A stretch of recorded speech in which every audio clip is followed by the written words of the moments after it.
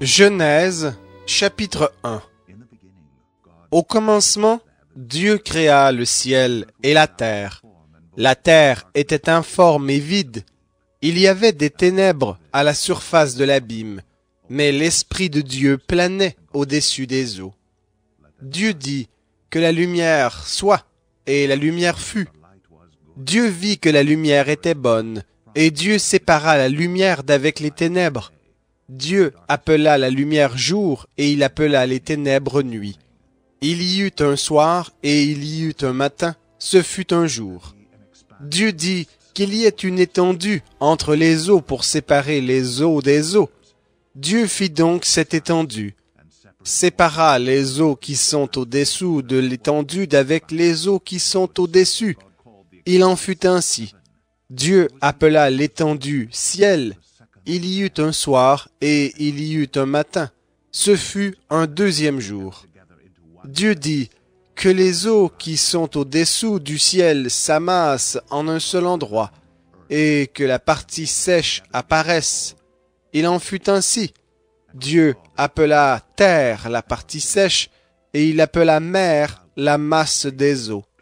Puis Dieu vit que cela était bon.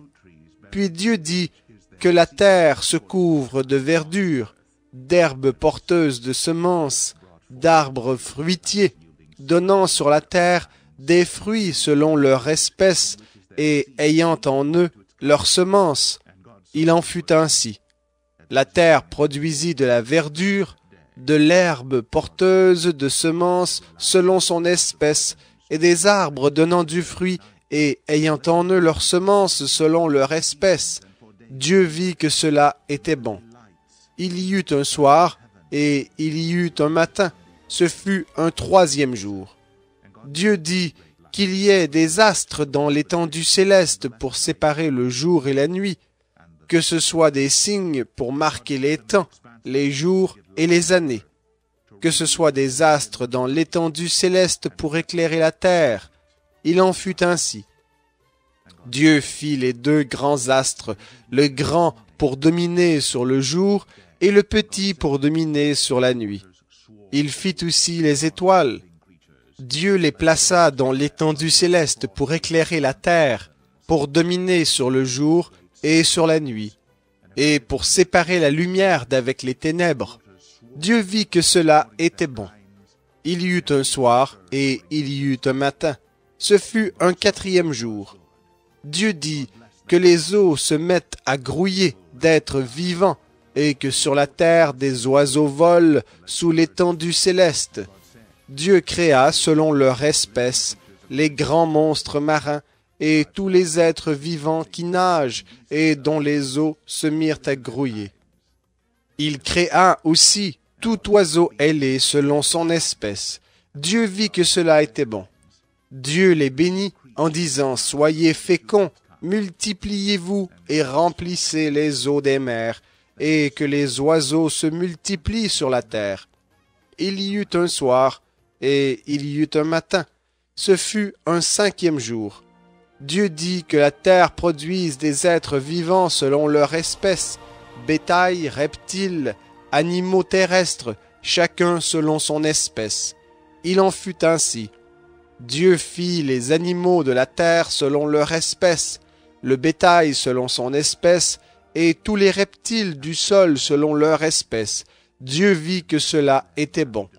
Dieu dit, faisons l'homme à notre image, selon notre ressemblance, pour qu'il domine sur les poissons de la mer, sur les oiseaux du ciel, sur le bétail, sur toute la terre, et sur tous les reptiles qui rampent sur la terre. Dieu créa l'homme à son image. Il le créa à l'image de Dieu. Hommes et femmes, il les créa. Dieu les bénit, et Dieu leur dit, « Soyez féconds, multipliez-vous, remplissez la terre, et soumettez-la. Dominez sur les poissons de la mer, sur les oiseaux du ciel, et sur tout animal qui rampe sur la terre. » Dieu dit, « Voici que je vous donne toute herbe porteuse de semences et qui est à la surface de toute la terre, et tout arbre fruitier porteur de semences, ce sera votre nourriture. À tout animal de la terre, à tout oiseau du ciel, à tout ce qui rampe sur la terre, qui a souffle de vie, je donne toute herbe verte pour nourriture. Il en fut ainsi. Dieu vit alors tout ce qu'il avait fait, et voici, c'était très bon. Il y eut un soir, et il y eut un matin, ce fut un 6e jour. Genèse, chapitre 2. Ainsi furent achevés le ciel, la terre et toute leur armée. Le 7e jour, toute l'œuvre que Dieu avait faite était achevée, et il se reposa au 7e jour de toute l'œuvre qu'il avait faite.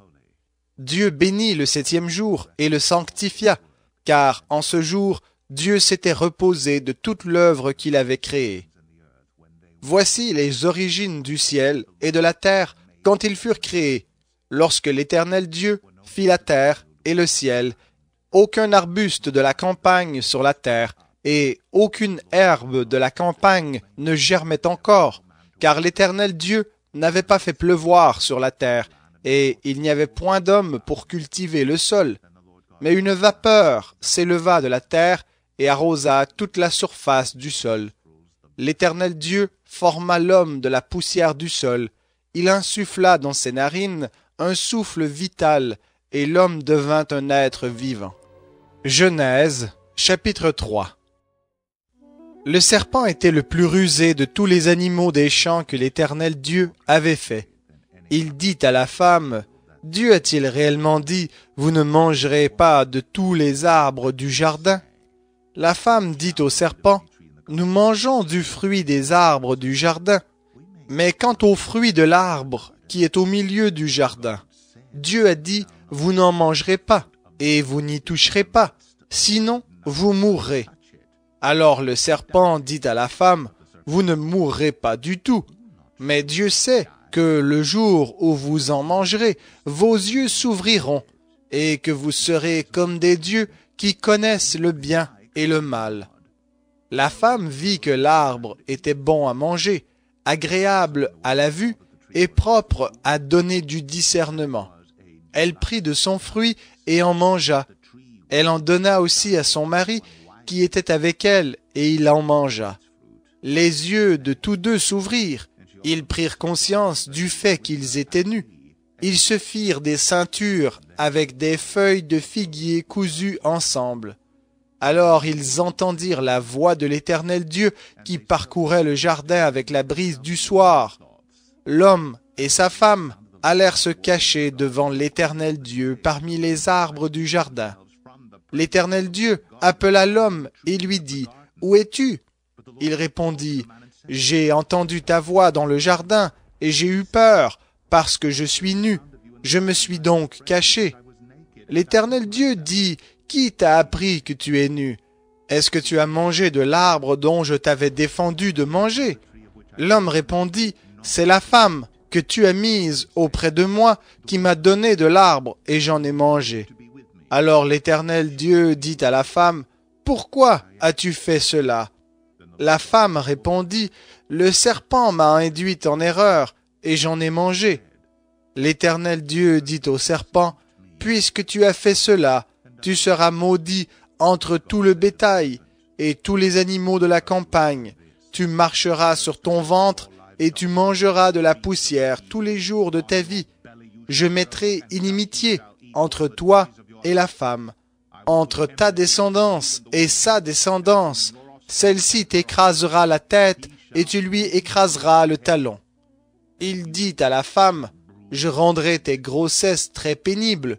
C'est avec peine que tu accoucheras.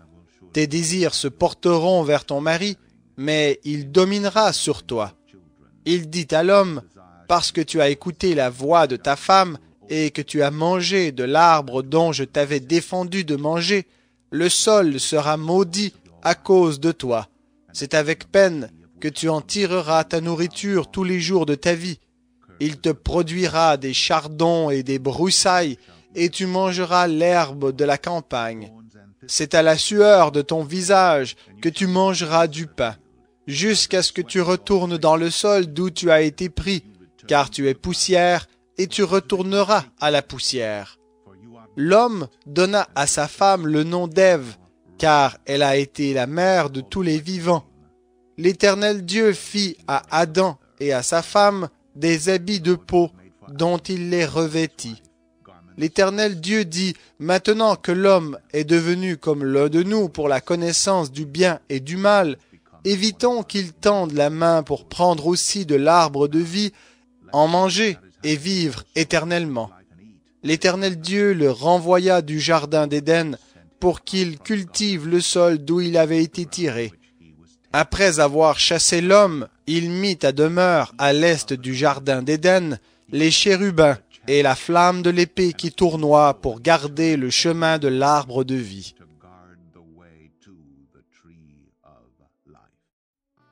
Genèse, chapitre 4. L'homme connut Ève, sa femme. Elle devint enceinte et accoucha de Caïn. Elle dit, « J'ai mis au monde un homme avec l'aide de l'Éternel. » Elle accoucha encore de son frère Abel. Abel devint berger de petit bétail et Caïn cultivateur. Au bout d'un certain temps, Caïn apporta des fruits du sol comme offrande à l'Éternel. Abel lui aussi apporta des premiers-nés de son petit bétail avec leur graisse. L'Éternel porta un regard favorable sur Abel et sur son offrande, mais il ne porta pas un regard favorable sur Caïn ni sur son offrande. Caïn fut très irrité et son visage fut abattu. L'Éternel dit à Caïn, « Pourquoi es-tu irrité et pourquoi ton visage est-il abattu? Si tu agis bien, tu relèveras la tête, mais si tu n'agis pas bien, le péché est tapis à ta porte et ses désirs se portent vers toi. Mais toi, domine sur lui. » Cependant, Caïn adressa la parole à son frère Abel, et comme ils étaient dans les champs, Caïn se dressa contre son frère Abel et le tua. Genèse, chapitre 6. Lorsque les hommes eurent commencé à se multiplier à la surface du sol, et que des filles leur furent nées, les fils de Dieu virent que les filles des hommes étaient belles, et ce fut parmi elles qu'ils choisirent leurs femmes. Alors l'Éternel dit, « Mon esprit ne restera pas toujours dans l'homme, car celui-ci n'est que chair, et ses jours seront de 120 ans. » C'était l'époque où il y avait des géants sur la terre, après que les fils de Dieu furent venus vers les filles des hommes, et qu'elles leur eurent donné des enfants. Ce sont là les héros des temps anciens. L'Éternel vit que la méchanceté de l'homme était grande sur la terre, et que chaque jour, son cœur ne concevait que des pensées mauvaises. L'Éternel regretta d'avoir fait l'homme sur la terre, et son cœur fut affligé. L'Éternel dit, « J'effacerai de la surface du sol l'homme que j'ai créé depuis l'homme jusqu'au bétail, aux reptiles et aux oiseaux du ciel, car je regrette de les avoir faits. » Mais Noé obtint la faveur de l'Éternel. Voici la postérité de Noé. Noé était un homme juste et intègre parmi ses contemporains. Noé marchait avec Dieu. Noé engendra 3 fils, Sem, Cam et Japheth. La terre était corrompue devant Dieu, la terre était pleine de violence. Dieu vit que la terre était corrompue, car toute chair avait une conduite corrompue sur la terre. Alors Dieu dit à Noé, « J'ai décidé de mettre fin à tous les êtres vivants, car la terre est pleine de violence à cause d'eux. Je vais donc les détruire avec la terre. Fais-toi une arche de bois de gopher. Tu disposeras cette arche en cellules et tu la couvriras d'un enduit en dedans et en dehors. Tu la feras comme suit. L'arche aura 300 coudées de longueur, 50 coudées de largeur et 30 coudées de hauteur. Tu feras à l'arche une ouverture d'1 coudée disposée tout en haut. Tu placeras la porte de l'arche sur le côté et tu feras un étage inférieur, un second et un troisième. Et quant à moi, je vais faire venir le déluge sur la terre pour détruire toute chair qui, sous le ciel, a souffle de vie. Tout ce qui est sur la terre périra. Mais avec toi, j'établirai mon alliance. Tu entreras dans l'arche avec tes fils, ta femme et tes belles-filles. Tu feras aussi entrer dans l'arche 2 animaux de chaque espèce vivante pour qu'ils survivent avec toi. Tu prendras un mâle et une femelle. Un couple de chaque espèce, oiseaux, bétail, reptiles du sol, viendra vers toi afin de survivre. Et toi, prends de tous les aliments que l'on mange et faisons des provisions auprès de toi, pour que cela te serve de nourriture ainsi qu'à eux. » C'est ce que fit Noé. Il agit en tout point comme Dieu le lui avait ordonné. Genèse, chapitre 7. L'Éternel dit à Noé, « Entre dans l'arche, toi et toute ta famille, car j'ai vu que devant moi tu es juste parmi tes contemporains. Prends auprès de toi 7 couples de toutes les bêtes pures, le mâle et sa femelle, un couple des bêtes qui ne sont pas pures, le mâle et sa femelle, 7 couples aussi des oiseaux du ciel, mâle et femelle, afin de garder en vie leur descendance sur toute la surface de la terre. Car dans 7 jours, moi, je vais faire venir la pluie sur la terre 40 jours et 40 nuits, et j'effacerai de la surface du sol tous les êtres que j'ai faits. » Noé agit en tout point comme l'Éternel le lui avait ordonné. Noé avait 600 ans lorsque le déluge survint sur la terre. Noé entra dans l'arche avec ses fils, sa femme et ses belles-filles pour échapper à l'eau du déluge. D'entre les bêtes pures et les bêtes qui ne sont pas pures, les oiseaux et tout ce qui rampe sur le sol, il entra dans l'arche auprès de Noé des couples, un mâle et une femelle, comme Dieu l'avait ordonné à Noé. 7 jours après, les eaux du déluge vinrent sur la terre. L'an 600 de la vie de Noé, le 2e mois, le 17e jour du mois. En ce jour-là, toutes les sources du grand abîme jaillirent et les écluses du ciel s'ouvrirent. Il y eut de la pluie sur la terre 40 jours et 40 nuits. Ce jour même, Noé, Sem, Cam et Japheth, fils de Noé, la femme de Noé et ses 3 belles-filles, entrèrent dans l'arche, avec tous les animaux selon leur espèce, tout le bétail selon chaque espèce, tous les reptiles qui rampent sur la terre selon leur espèce, tous les oiseaux selon leur espèce, tout ce qui vole et qui a des ailes. Il entra dans l'arche auprès de Noé des couples de toute chair ayant souffle de vie. Il en entra, mâle et femelle, de toute chair, comme Dieu l'avait ordonné à Noé. Puis l'Éternel ferma la porte sur lui. Le déluge dura sur la terre pendant 40 jours. Les eaux montèrent et emportèrent l'arche qui fut soulevée au-dessus de la terre. Les eaux grossirent et montèrent énormément sur la terre, et l'arche flotta sur la surface des eaux. Les eaux étaient de plus en plus grosses sur la terre. Toutes les hautes montagnes qui sont sous le ciel furent couvertes. Les eaux couvrirent les montagnes et les dépassèrent d'une hauteur de 15 coudées. Tout ce qui se mouvait sur la terre expira, tant les oiseaux que le bétail et les animaux, tout ce qui pullulait sur la terre et tous les êtres humains. Tout ce qui était animé d'un souffle de vie dans les narines et qui était sur la terre sèche mourut. Dieu effaça tous les êtres qui étaient à la surface de la terre. Ils furent effacés de la terre. Il ne resta que Noé et ceux qui étaient avec lui dans l'arche. Les eaux grossirent sur la terre pendant 150 jours. Genèse, chapitre 8. Dieu se souvint de Noé, de tous les animaux et de tout le bétail qui se trouvait avec lui dans l'arche.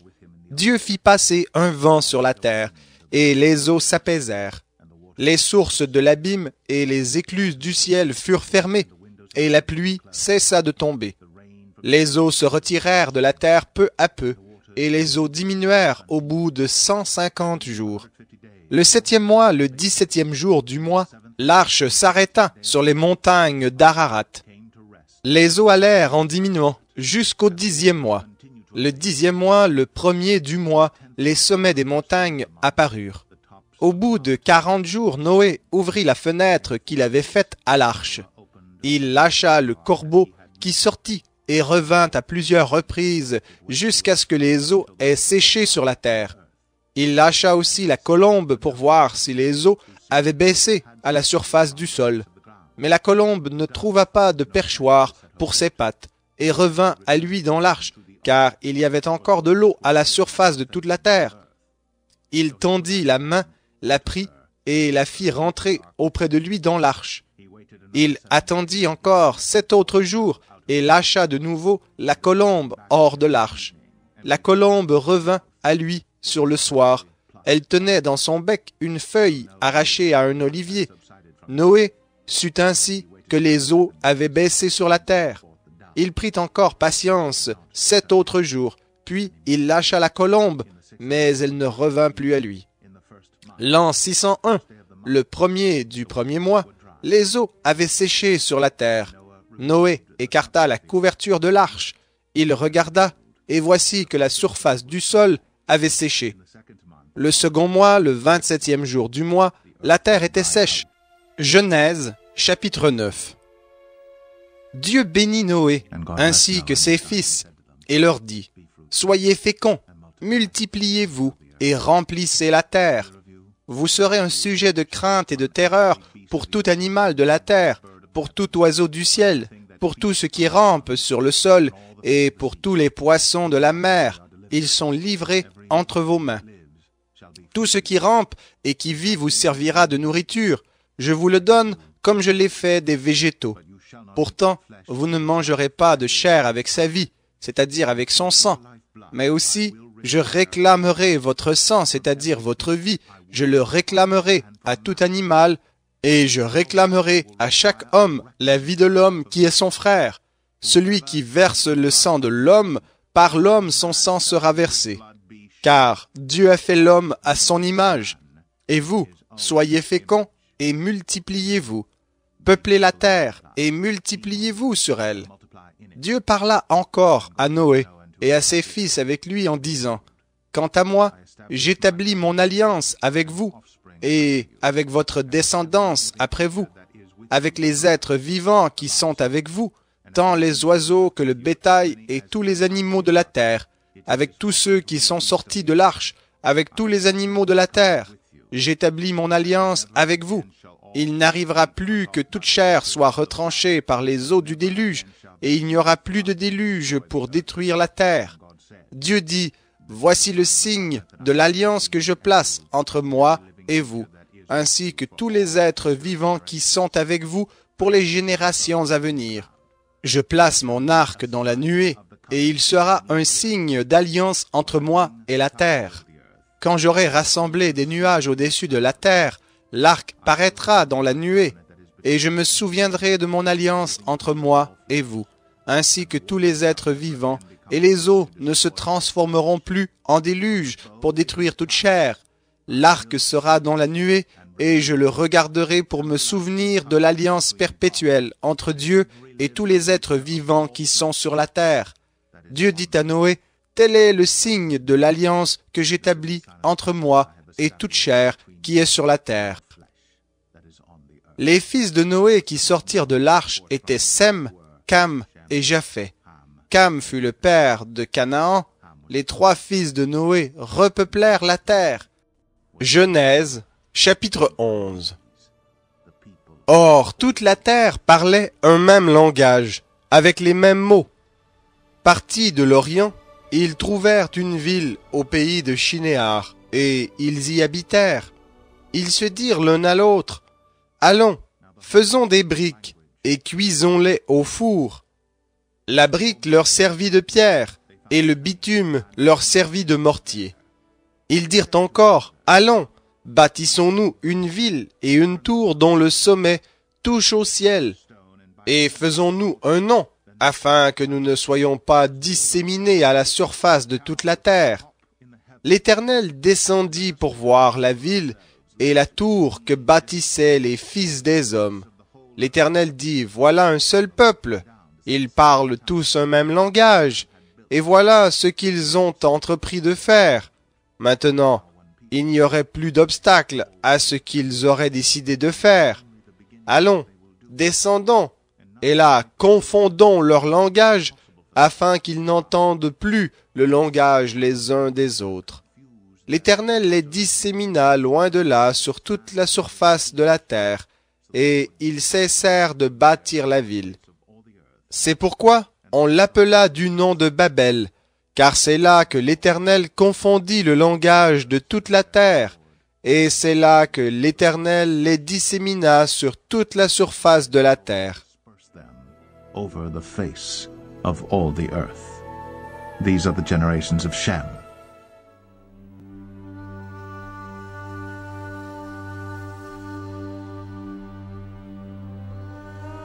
Téra, âgé de 70 ans, engendra Abram, Nahor et Haran.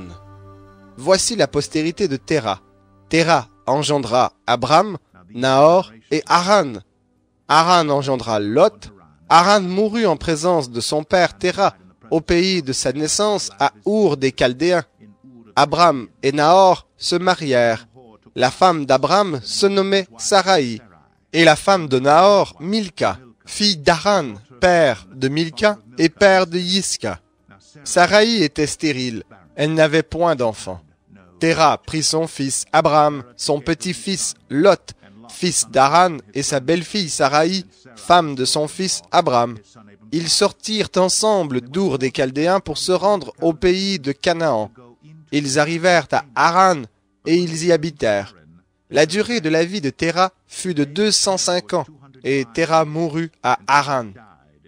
Genèse, chapitre 12.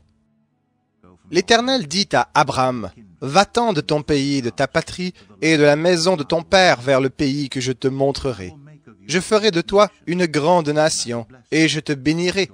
Je rendrai ton nom grand. Deviens donc une source de bénédiction.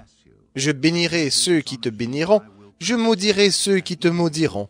Toutes les familles de la terre seront bénies en toi. » Abram partit, comme l'Éternel le lui avait dit, et Lot partit avec lui. Abram était âgé de 75 ans lorsqu'il sortit de Haran. Abram prit sa femme Saraï et son neveu Lot avec tous les biens qu'il possédait et le personnel qu'il avait acquis à Haran. Ils sortirent pour se rendre dans le pays de Canaan. Ils arrivèrent donc au pays de Canaan. Abram traversa le pays jusqu'à l'endroit nommé Sichem, jusqu'aux chênes de Morée. Les Cananéens habitaient alors dans le pays. L'Éternel apparut à Abram et dit, « Je donnerai ce pays à ta descendance. » Abram bâtit là un autel à l'Éternel qui lui était apparu. Puis il leva son camp de là pour se rendre dans les montagnes à l'est de Béthel. Il dressa sa tente entre Béthel à l'ouest et Haï à l'est. Il bâtit là un autel à l'Éternel et invoqua le nom de l'Éternel. Abram repartit en se rendant par étapes vers le Négueb. Il y eut une famine dans le pays, et Abram descendit en Égypte pour y séjourner, car la famine s'appesantissait sur le pays. Lorsqu'il fut près d'arriver en Égypte, il dit à sa femme Saraï, « Voyons donc, je sais que tu es une belle femme. Aussi, quand les Égyptiens te verront, ils diront, « C'est sa femme. » Alors ils me tueront et te laisseront la vie. Tu vas dire que tu es ma sœur, afin que je sois bien traité à cause de toi, et grâce à toi, j'aurai la vie sauve. » Lorsque Abram fut arrivé en Égypte, les Égyptiens virent que la femme était fort belle. Les ministres du Pharaon la virent aussi, et en firent l'éloge au Pharaon. Alors la femme fut emmenée dans le palais du Pharaon. Quant à Abram, il le traita bien à cause d'elle, et Abram reçut du petit et du gros bétail, des ânes, des serviteurs et des servantes, des ânesses et des chameaux. Mais l'Éternel frappa le Pharaon et sa maison de grandes plaies à cause de l'affaire de Saraï, femme d'Abram. Alors le Pharaon appela Abram et lui dit, « Qu'est-ce que tu m'as fait? Pourquoi ne m'as-tu pas déclaré qu'elle était ta femme? Pourquoi as-tu dit, c'est ma sœur? Aussi l'ai-je prise pour ma femme. Maintenant, voilà ta femme, prends-la et va-t'en. » Le Pharaon donna l'ordre à ses gens de le laisser partir, lui et sa femme, avec tout ce qui lui appartenait. Genèse, chapitre 13. Abram remonta d'Égypte vers le Négueb, lui, sa femme et tout ce qui lui appartenait. Lot l'accompagnait. Abram était très riche en cheptel, en argent et en or. Il se rendit par étapes du Négueb jusqu'à Béthel, à l'endroit où il avait dressé sa tente au commencement, entre Béthel et Haï, à l'endroit où était l'autel qu'il avait fait précédemment. Et là, Abram invoqua le nom de l'Éternel. Lot, qui accompagnait Abram, avait aussi du petit et du gros bétail, ainsi que des tentes. Le pays était insuffisant pour qu'ils restent ensemble, car leurs biens étaient si considérables qu'ils ne pouvaient rester ensemble. Il y eut querelle entre les bergers des troupeaux d'Abram et les bergers des troupeaux de Lot. Les Cananéens et les Phérésiens habitaient alors le pays. Abram dit à Lot, « qu'il n'y ait pas, je te prie, de dispute entre moi et toi, ni entre mes bergers et tes bergers, car nous sommes frères. Tout le pays est devant toi. Sépare-toi donc de moi. Si tu vas à gauche, j'irai à droite. Si tu vas à droite, j'irai à gauche. Lot leva les yeux et vit toute la plaine du Jourdain qui était entièrement irriguée, avant que l'Éternel détruise Sodome et Gomorrhe. C'était jusqu'à Tsoar, comme un jardin de l'Éternel, comme le pays d'Égypte. Lot choisit donc pour lui toute la plaine du Jourdain et partit vers l'est. C'est ainsi qu'ils se séparèrent l'un de l'autre. Abram habita dans le pays de Canaan, et Lot habita dans les villes de la plaine et dressa ses tentes en direction de Sodome. Les gens de Sodome étaient fort mauvais et pécheurs envers l'Éternel. L'Éternel dit à Abram, après que Lot se fut séparé de lui, « Lève donc les yeux, et de l'endroit où tu es, regarde vers le nord et le midi, vers l'est et l'ouest, car tout le pays que tu vois, je te le donnerai, à toi et à ta descendance pour toujours. Je rendrai ta descendance comme la poussière de la terre, en sorte qu'on ne pourra pas plus la compter, que l'on ne peut compter la poussière de la terre. Lève-toi, parcours le pays en long et en large, car je te le donnerai. » Abram dressa ses tentes et vint habiter au chêne de Mamré, à côté d'Hébron.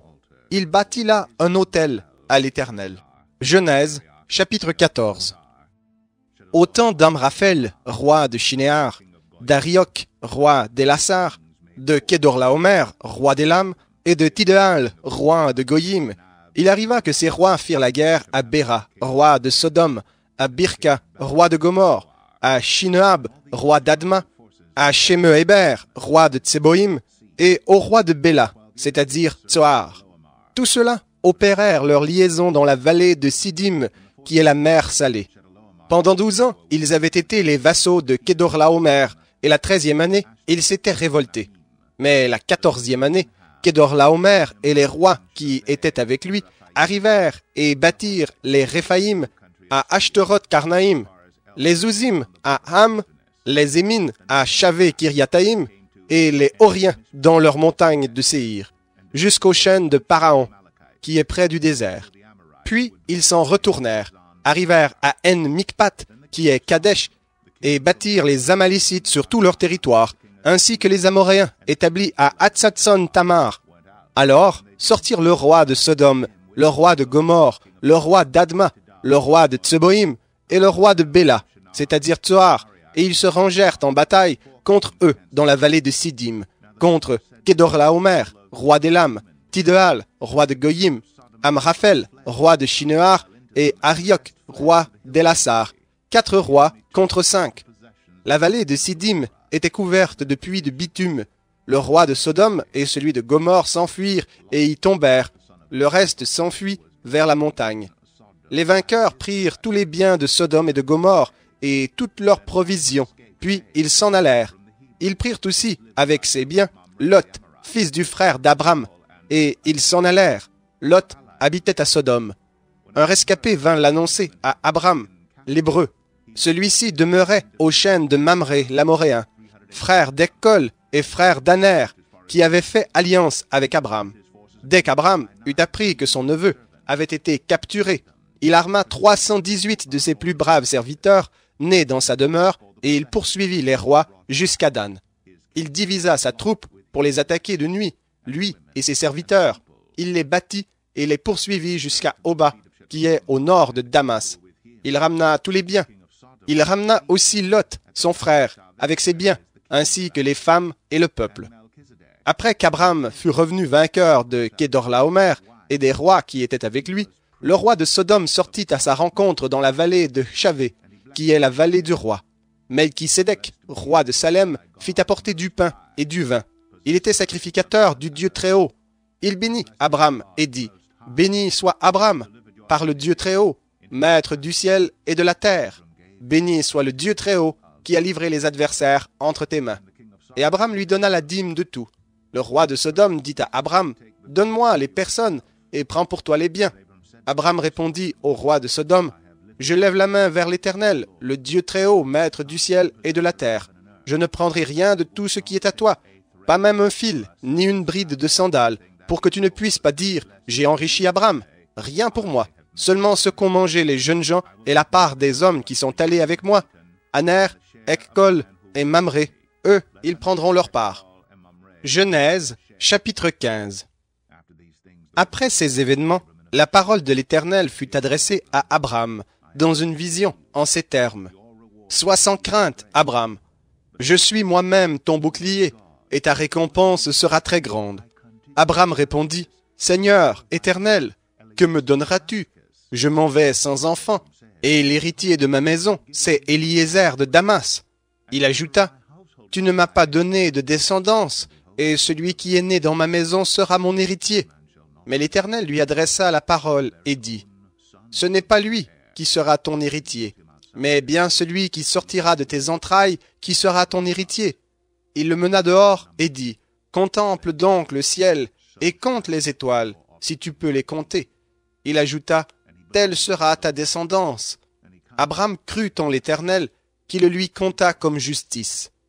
Il lui dit encore, « Je suis l'Éternel, qui t'ai fait sortir d'Our des Chaldéens, pour te donner ce pays en possession. » Abraham répondit, « Seigneur Éternel, à quoi reconnaîtrai-je que je le posséderai? » Il lui dit, « Prends une génisse de 3 ans, une chèvre de 3 ans, un bélier de 3 ans, une tourterelle et une jeune colombe pour me les offrir. » Il prit tous ces animaux, les coupa par le milieu et mit chaque moitié l'une vis-à-vis de l'autre, mais il ne partagea pas les oiseaux.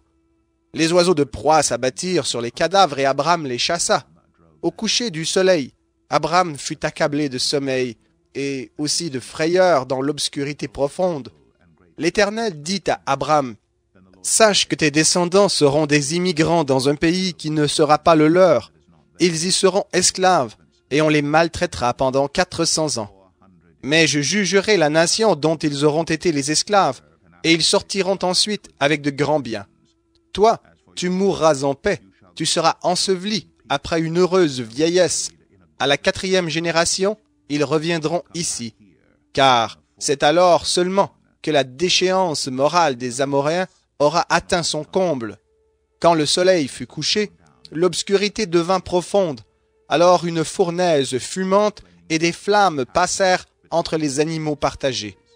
En ce jour-là, l'Éternel conclut une alliance avec Abraham, en disant, « Je donne ce pays à ta descendance depuis le fleuve d'Égypte jusqu'au grand fleuve, à savoir l'Euphrate, le pays des Kéniens, des Kenisiens, des Cadmonéens, des Hittites, des Phérésiens, des Réphaïm, des Amoréens, des Cananéens, des Girgasiens et des Yébousiens. » Genèse, chapitre 16. Saraï, femme d'Abraham, ne lui avait pas donné d'enfant. Elle avait une servante égyptienne dont le nom était Agar. Saraï dit à Abraham, « Puisque l'Éternel m'a empêché d'enfanter, va donc vers ma servante, peut-être aurai-je un fils par elle. » Abraham écouta la voix de Saraï. Alors Saraï, femme d'Abraham, prit sa servante égyptienne, Agar, et la donna comme femme à Abraham, son mari, après qu'il eut habité 10 ans dans le pays de Canaan. Il alla vers Agar, et elle devint enceinte. Quand elle se vit enceinte, elle regarda sa maîtresse avec mépris. Alors Saraï dit à Abraham, « L'outrage qui m'est fait retombe sur toi. C'est moi-même qui ai mis ma servante dans ton sein, et maintenant qu'elle se voit enceinte, elle me regarde avec mépris. Que l'Éternel soit juge entre toi et moi. » Abraham répondit à Saraï, « Ta servante est entre tes mains. Agis à son égard comme tu le trouveras bon. » Alors Saraï la maltraita, et Agar prit la fuite loin d'elle. L'ange de l'Éternel la trouva près d'une source d'eau dans le désert, près de la source qui est sur le chemin de Chour. Il dit, « Agar, servante de Saraï, d'où viens-tu et où vas-tu » Elle répondit, « J'ai pris la fuite loin de Saraï, ma maîtresse. » L'ange de l'Éternel lui dit, « Retourne chez ta maîtresse et humilie-toi devant elle. » L'ange de l'Éternel lui dit, « Je multiplierai beaucoup ta descendance, et on ne pourra la compter, tant elle sera nombreuse. » L'ange de l'Éternel lui dit, « Te voici enceinte, tu vas accoucher d'un fils, à qui tu donneras le nom d'Ismaël, car l'Éternel t'a entendu dans ton humiliation. Il sera comme un âne sauvage, sa main sera contre tous, et la main de tous sera contre lui. il demeurera face à tous ses frères.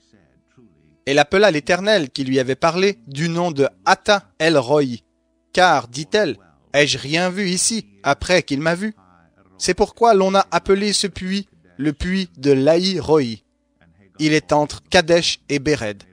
Agar donna un fils à Abram, et Abram appela Ismaël, le fils que Agar lui avait donné. Abram était âgé de 86 ans lorsque Agar lui donna Ismaël. Genèse, chapitre 17. Lorsque Abram fut âgé de 99 ans, l'Éternel lui dit, « Je suis le Dieu Tout-Puissant.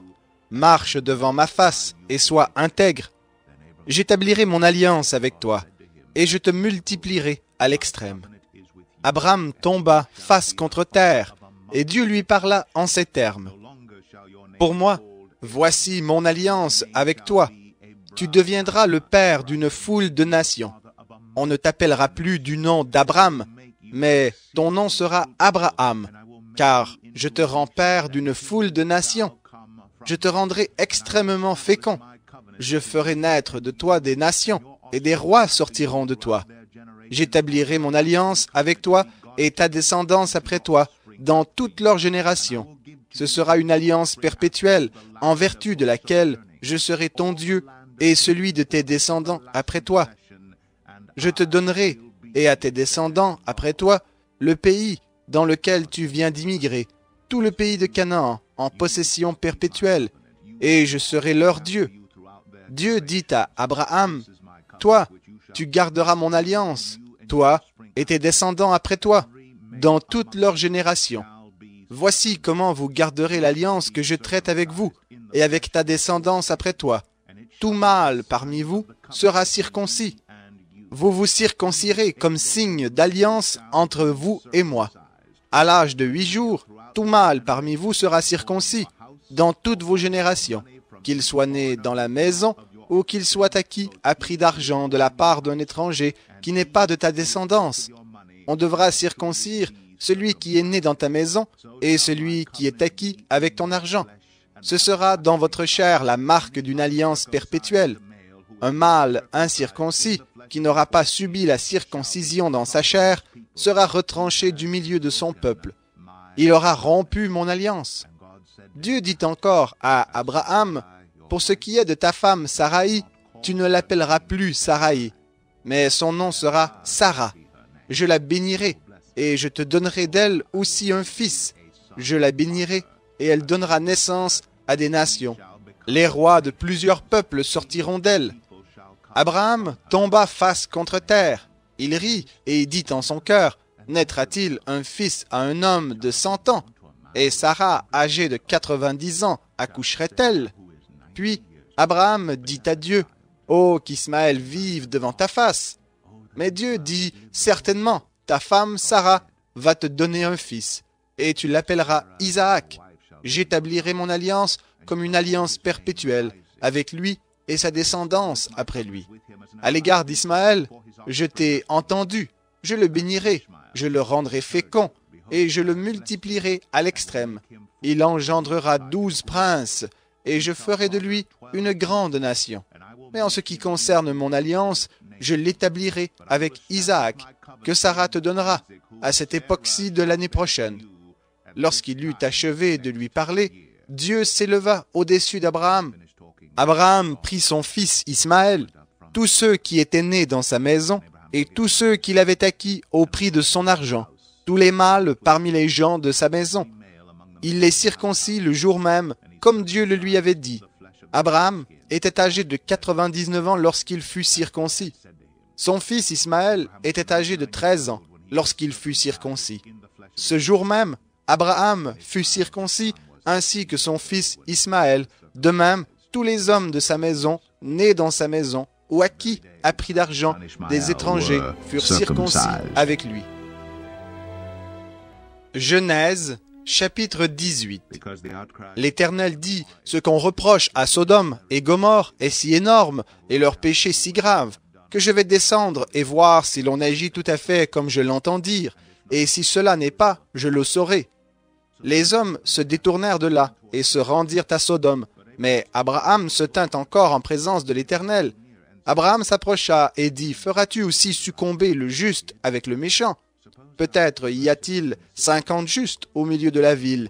Les feras-tu succomber aussi et ne pardonneras-tu pas à cette localité à cause des 50 justes qui sont au milieu d'elle?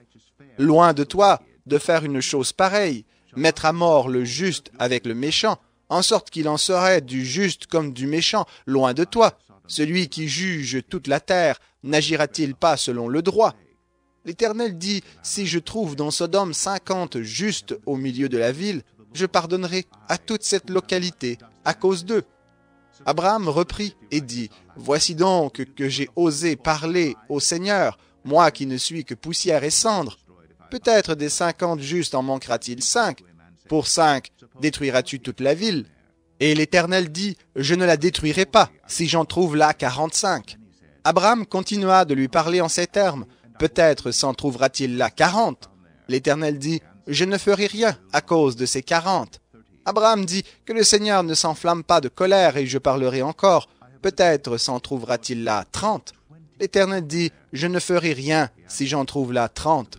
Abraham dit, voici que j'ai osé parler au Seigneur. Peut-être s'en trouvera-t-il là 20. L'Éternel, je ne la détruirai pas à cause de ces 20. Abraham dit, que le Seigneur ne s'enflamme pas de colère et je ne parlerai plus que cette fois-ci. Peut-être s'en trouvera-t-il 10. L'Éternel dit, je ne la détruirai pas à cause de ces 10. L'Éternel s'en alla lorsqu'il eut achevé de parler à Abraham, et Abraham retourna chez lui. Les hommes dirent à Lot, qui as-tu encore ici? Gendre, fils et fille, et tout ce qui t'appartient dans la ville, fais-les sortir de cet endroit, car nous allons détruire cet endroit, parce que devant l'Éternel, ce qu'on reproche à ses habitants est énorme. L'Éternel nous a envoyés pour détruire la ville. Lot sortit pour parler à ses gendres qui avaient épousé ses filles et leur dit, « Levez-vous, sortez de ce lieu, car l'Éternel va détruire la ville. » Mais aux yeux de ses gendres, il parut plaisanter. Quand l'aube se leva, les anges insistèrent auprès de Lot en disant, « Lève-toi, prends ta femme et tes 2 filles qui se trouvent ici pour ne pas succomber avec la ville fautive. » Mais il s'attardait. Alors les hommes le saisirent par la main, lui, sa femme et ses 2 filles, car l'Éternel voulait l'épargner. Le soleil se levait sur la terre lorsque Lot entra dans Tsoar. Alors l'Éternel fit pleuvoir du ciel sur Sodome et sur Gomorrhe du soufre et du feu venant de l'Éternel. Il bouleversa ces villes, toute la plaine, tous les habitants des villes et les plantes du sol. La femme de Lot regarda en arrière et devint une statue de sel.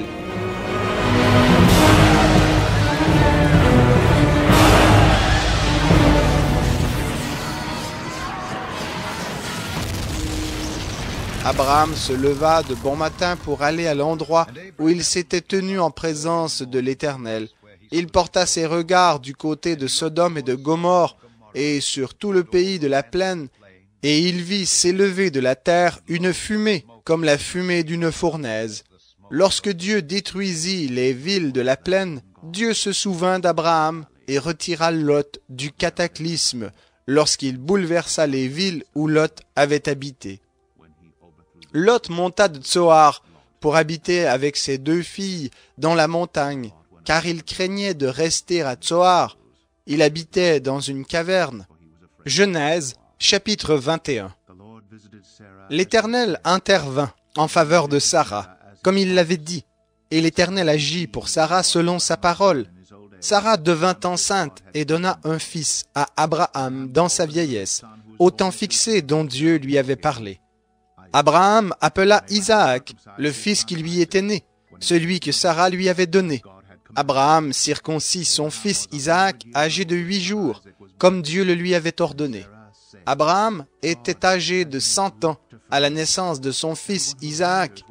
C'est alors que Sarah dit, « Dieu a fait de moi la risée des gens. Quiconque l'apprendra rira à mon sujet. » Elle ajouta, « Qui aurait dit à Abraham que Sarah allaiterait des enfants? Cependant, je lui ai donné un fils dans sa vieillesse. » L'enfant grandit et fut sevré. Abraham fit un grand festin le jour où Isaac fut sevré. Sarah vit rire le fils que l'Égyptienne Agar avait donné à Abraham. Elle dit à Abraham, « Chasse cette servante et son fils, car le fils de cette servante n'héritera pas avec mon fils Isaac. » Cette parole déplut fort à Abraham à cause de son fils. Mais Dieu dit à Abraham, « N'aie pas de déplaisir à cause du garçon et de ta servante.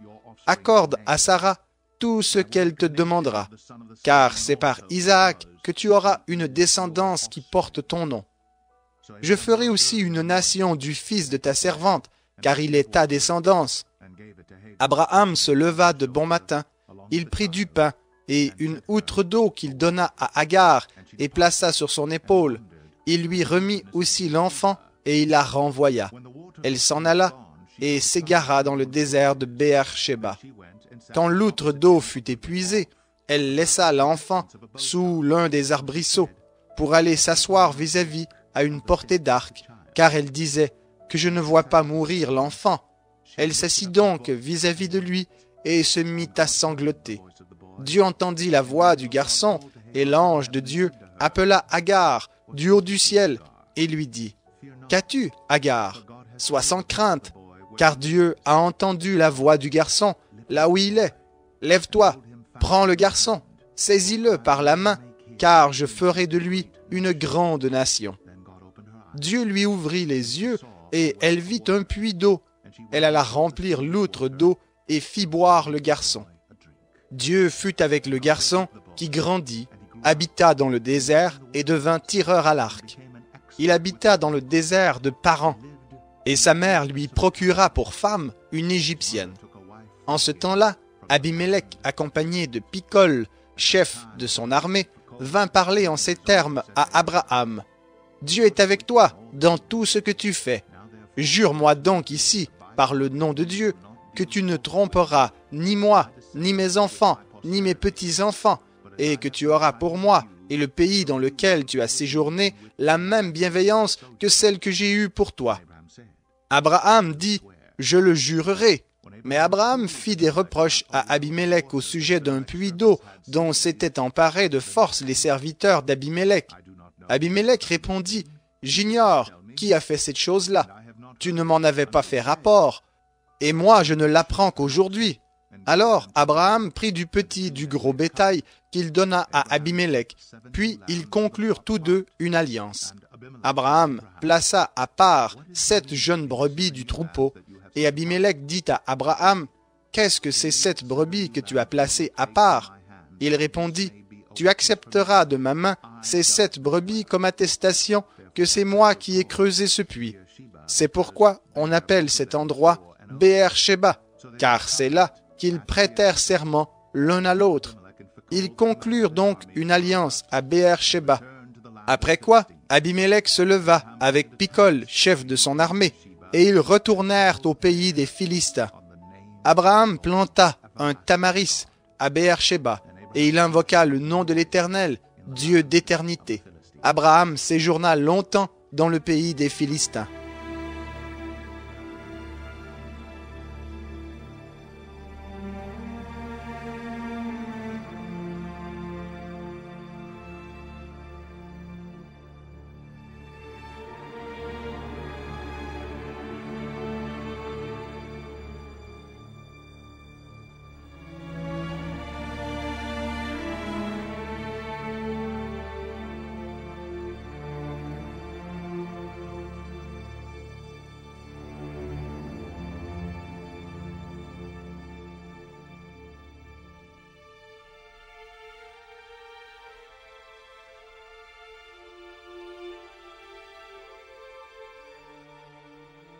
Genèse, chapitre 22.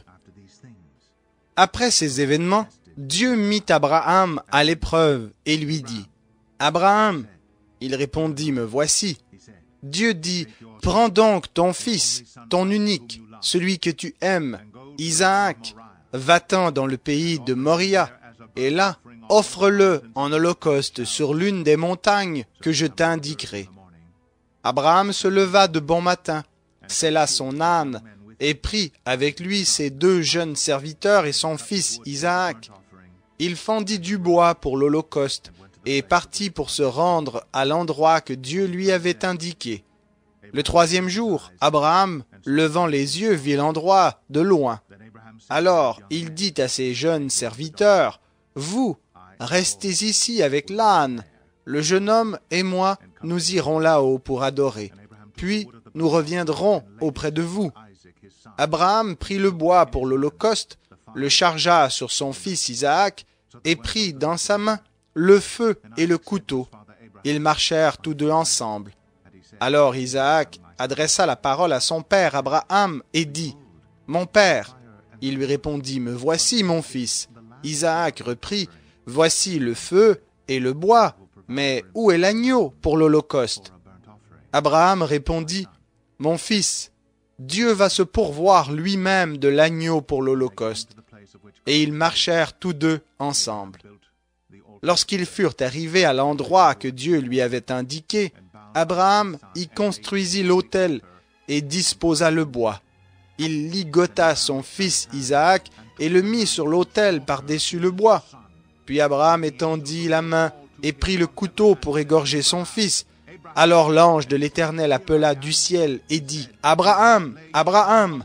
Il répondit, « Me voici. » L'ange dit, « N'étends pas ta main sur le jeune homme et ne lui fais rien, car j'ai reconnu maintenant que tu crains Dieu et que tu ne m'as pas refusé ton fils, ton unique. » Abraham leva les yeux et vit par derrière un bélier retenu dans un buisson par les cornes.